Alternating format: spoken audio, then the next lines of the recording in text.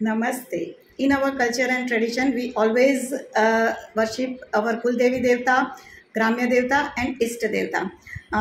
On any auspicious occasion, we first invoke them and seek their blessings to guide us and protect us. Our Kul Devi Devta is our family deity. We have their DNA in our body and they are our ancestral connections. Actually, they are our roots. तो कहते हैं ना कि जिसकी जड़ें मजबूत होती है वो जो पेड़ पौधे हैं वो बहुत अच्छे से फलते फूलते हैं और किसी भी कंडीशन में स्ट्रांगली खड़े हो रह पाते हैं। तो इसीलिए हमें भी हमारी जड़ों के बारे में, हमारे रूट्स के बारे में पता होनी चाहिए। जैसे होता है ना कि कभी हमें कोई हेल्थ इश्यू अराइज होता है और हम मेडिसिन लेते हैं पर वो क्योर और हील नहीं हो पाता है। फिर जब डॉक्टर जो होते हैं वो उसका रूट कॉज जानने की कोशिश करते हैं और फिर उसको उसके हिसाब से जब मेडिसिन प्रिस्क्राइब करते हैं तो वो जल्दी इफ़ेक्ट होता है और हम क्योर हो जाते हैं और हील हो जाते हैं। और इसी तरह से देखिए, जब बहुत सारे लोग जो होते हैं उनके जीवन में बहुत सारी प्रॉब्लम चल रही होती है, बहुत परेशानियों का सामना करते रहते हैं, उनके कार्य भी बनते बनते रह जाते हैं, बहुत सारे ऑब्स्टिकल कार्यों में देखने को मिलते हैं। और फिर जब वो हॉरोस्कोप लेके आते हैं और उनके हॉरोस्कोप में कभी तो पितृदोष भी देखा जाता है, तो पितृदोष की बात आती है तो बहुत सारे लोग जो है वो उनको बोलते हैं एंसेस्ट्रल कर्स है, पितृओं का श्राप है। बट ऐसा नहीं है। एक्चुअली पितृदोष का मतलब ही होता है कि हमारे जो फोर फादर थे उन्होंने कोई कार्य जो थे वो अधूरे छोड़े थे जो हमें कंप्लीट कर रहे हैं और इसीलिए हम वो लेके आए हैं इस जीवन में। बट बिकॉज कि हमें उनका गाइडेंस नहीं मिल पा रहा है। क्यों? क्योंकि हम कनेक्शन लॉस्ट कर चुके हैं उनके साथ। जैसे एग्जांपल से हम समझे तो आजकल इलेक्ट्रॉनिक्स मीडिया का ज़माना है और हम लोग जो भी काम करते हैं मोबाइल के जरिए या लैपटॉप से करते हैं, चाहे वो मनी ट्रांजैक्शन का हो, नेट बैंकिंग हो, या तो किसी के साथ कम्युनिकेशन करना है, कोई लेक्चर डिलीवर करना है, या बहुत सारे ऐसे काम हैं जिनके करने के लिए हमको इंटरनेट कनेक्शन, वाईफाई कनेक्शन की ज़रूरत पड़ती है। पर कभी पुअर कनेक्शन हो जाता है, हम नेटवर्क एरिया से बाहर निकल जाते हैं, आउट ऑफ कवरेज हो जाते हैं, तो फिर हमारे वो काम में ऑब्स्टिकल्स आते हैं, वो कंप्लीट नहीं हो पाते हैं और फिर जैसे ही हम कनेक्शन में आ जाते हैं वो हमारा कार्य पूरा हो जाता है। तो इसी तरह से हमें भी हमारे कुल देवी देवता के कनेक्शन में रहना चाहिए ताकि उनका गाइडेंस हमें मिल सके। इसके लिए पूरे साल में 1 या 2 बार हमें हमारी नेटिव प्लेस में या तो जहाँ पे हमारा कुल देवी देवता का मंदिर होता है, स्थानक होता है, वहाँ जाना चाहिए, उनकी पूजा अर्चना आराधना करनी चाहिए। और अगर हम बहुत दूर कहीं रहते हैं, ये पॉसिबल नहीं है, तो उनकी फ़ोटो हमारे घर में भी हम रख सकते हैं और फिर उनकी वहाँ भी हम पूजा अर्चना आराधना कर सकते हैं, उनके ब्लेसिंग्स और गाइडेंस ले सकते हैं।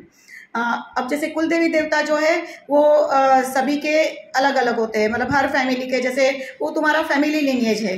जैसे एक गांव में बहुत सारे लोग रहते हैं, बहुत सारे फैमिलीज रहती है, तो हर एक के अपने कुल देवी देवता हो सकते हैं। बट ग्राम्य देवता जो है, जिसको हम विलेज डेटी कहते हैं, वो सभी के एक ही होते हैं।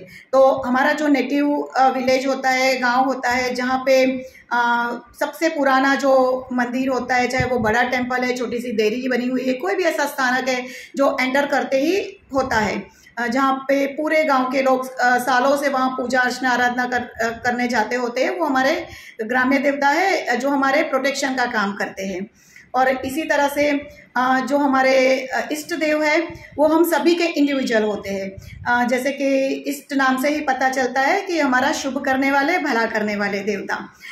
तो जैसे होता है ना कि किसी फैमिली में हम जिसको बिलोंग करते हैं फैमिली को, उस वहाँ पे सभी पेरेंट्स है या जो भी लोग हैं वो मतलब बचपन से हम देखते आए हैं कि किसी भगवान की पूजा करते रहते हैं, उनको मानते हैं। जैसे कि कोई फैमिली में कृष्ण भगवान को बहुत मानते हैं और आप भी उनको ही मानते हो, बट जब बड़े हो जाते है तो आपका नेचुरल इंक्लिनेशन किसी और भगवान के प्रति हो जाता है। जैसे कि आपको हनुमान जी में ज़्यादा श्रद्धा हो जाती है, या किसी को गणपति जी के साथ कनेक्शन फील होता है, तो कोई माता जी को ज़्यादा मानने लगते हैं। तो ये जो आपका नेचुरल इंक्लिनेशन है, आप उनके साथ एक कनेक्शन महसूस करते हो, तो वो आपके इष्ट देव हैं। और वैसे अगर आपको नेचुरली पता नहीं चलती है कि आपके इष्ट देव कौन है, तो आप हॉरोस्कोप के माध्यम से भी इष्ट देव का पता लगा सकते हो। जैसे कि वैदिक एस्ट्रोलॉजी के अनुसार आपकी कुंडली का जो 5th हाउस है, उसमें जो भी राशि है, वो राशि का जो लॉर्ड जिस देवता के साथ कनेक्टेड होता है वो आपके इष्ट देव होते हैं। एग्जाम्पल के तौर पे अगर मैं बताऊं कि आपके हॉरोस्कोप में अगर 5th हाउस में 4 नंबर लिखा हुआ है और तो 4 नंबर कर्क राशि को डिनोट करता है और कर्क राशि के जो लॉर्ड है वो है चंद्रमा और चंद्रमा का कनेक्शन है शिव भगवान के साथ। तो आपके इष्ट देव हो गए शिवा। अगर 5th हाउस में आपकी कुंडली में 1 नंबर लिखा है तो 1 नंबर मतलब मेष राशि एरीज और उनके जो लॉर्ड है वो है मंगल देव।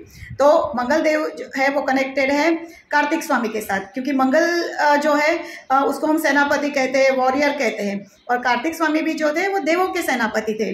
और साथ में मंगल अगर है तो मतलब मेष राशि है और उनके देवता मंगल है, तो कार्तिक स्वामी के साथ साथ उनका कनेक्शन गणपति जी के साथ भी है और हनुमान जी के साथ भी है, क्योंकि हनुमान जी को भी हम संकट मोचन कहते हैं और गणपति जी जो है वो तो विघ्ननाशक है ही। तो आपको अगर तीनों में से जिस देवता के साथ कनेक्शन बनता है वो आपके इष्ट देव है।